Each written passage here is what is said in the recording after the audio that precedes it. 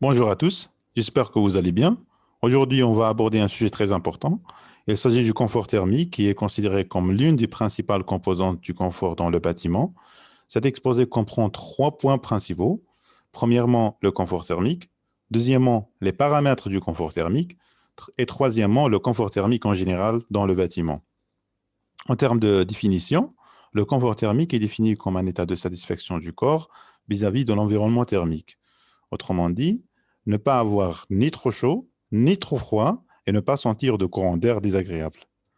Alors la première question qui s'impose, pourquoi on s'intéresse au confort dans le bâtiment? Eh bien tout simplement parce que dans la vie moderne, nous passons plus de 90% de notre temps dans les espaces intérieurs, d'où il est nécessaire de garantir un intérieur confortable pour préserver la santé des occupants et améliorer leur productivité.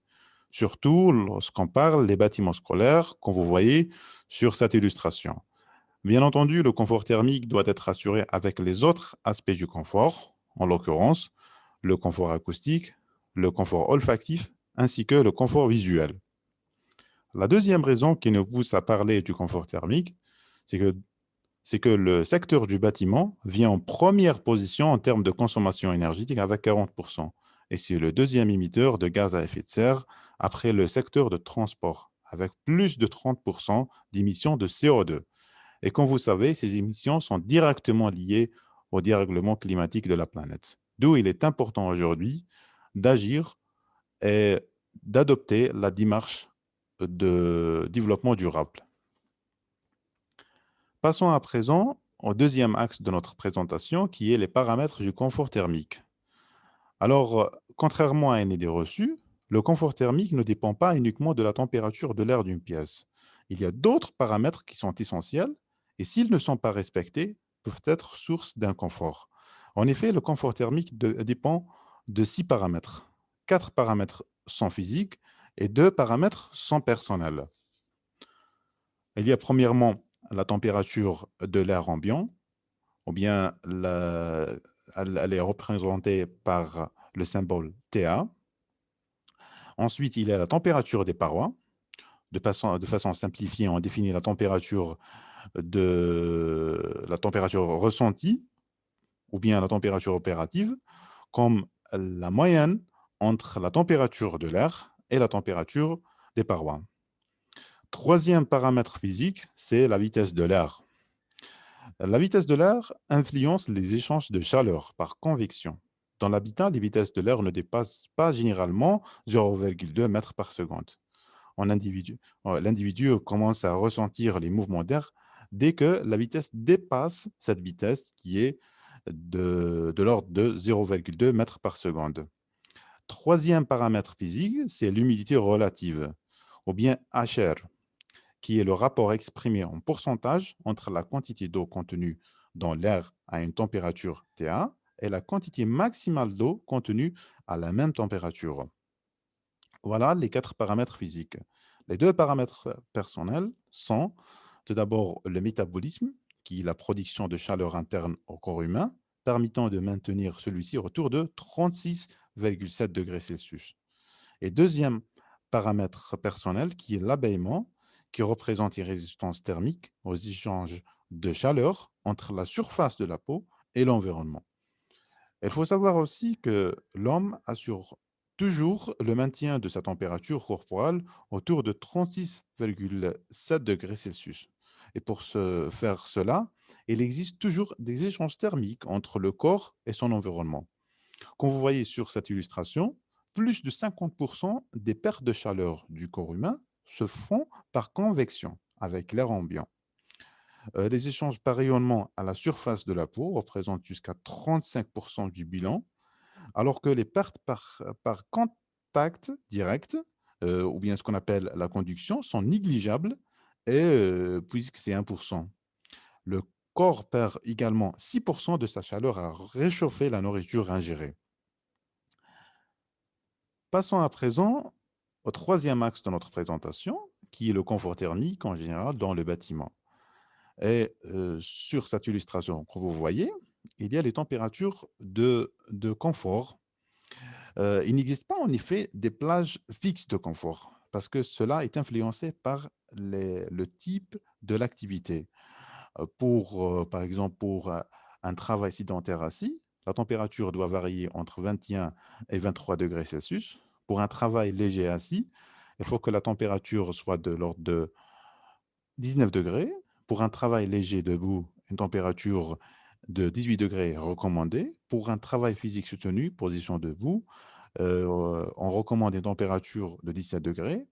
Et dernièrement, pour un travail physique intense, on recommande une température qui va de 15 à 16 degrés. Il faut savoir par ailleurs que le confort thermique est aussi influencé par les facteurs culturels et psychologiques. Si les températures de confort ont été définies de la sorte, elles restent très subjectives.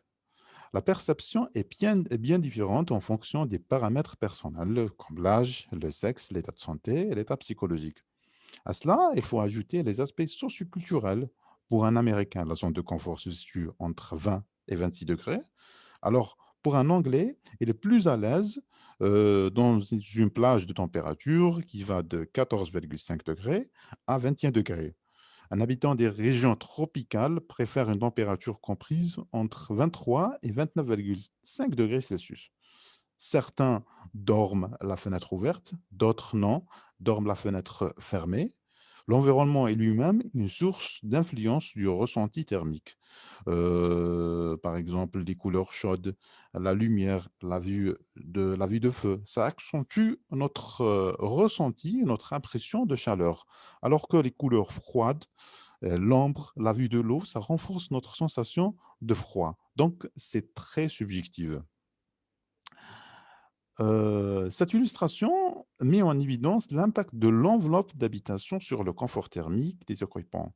Dans la figure qui est à gauche, l'occupant porte des vêtements chauds et malgré le fait que la température soit de l'ordre de 30 degrés, elle est inconfortable. Pourquoi? Parce que la température résultante, elle n'est pas dans la plage de confort. De l'autre côté, on a un occupant qui porte des vêtements légers et se sent confortable. Et cela est dû aux températures homogènes entre la température de l'air et la température des parois, qui avoisine les 18 degrés, qui est la température de confort. Un autre exemple plus parlant de l'impact des températures des parois sur le ressenti des individus qui est illustré dans cet exemple-là. D'une part, la température résultante entre la température de l'air qui est 20 degrés et celle des parois 12 degrés, elle est de 16 degrés. Et ceci fait une sensation de froid. De l'autre côté, la température résultante entre la température de l'air et la température des parois, elle est de 18 degrés, ce qui fait une sensation de confort. Un autre exemple illustrant l'impact de l'isolation sur le ressenti des occupants. D'une part, on a une sensation de froid, puisque la température résultante entre la température de l'air et la température de paroi, elle est de l'ordre de 17 degrés. Alors que de l'autre côté, on a une sensation de chaleur, puisque la température résultante, elle est de 19 degrés. Passons à présent en mode de transfert de chaleur. Comme vous savez, il y a trois modes de transfert de chaleur entre le corps humain et son environnement.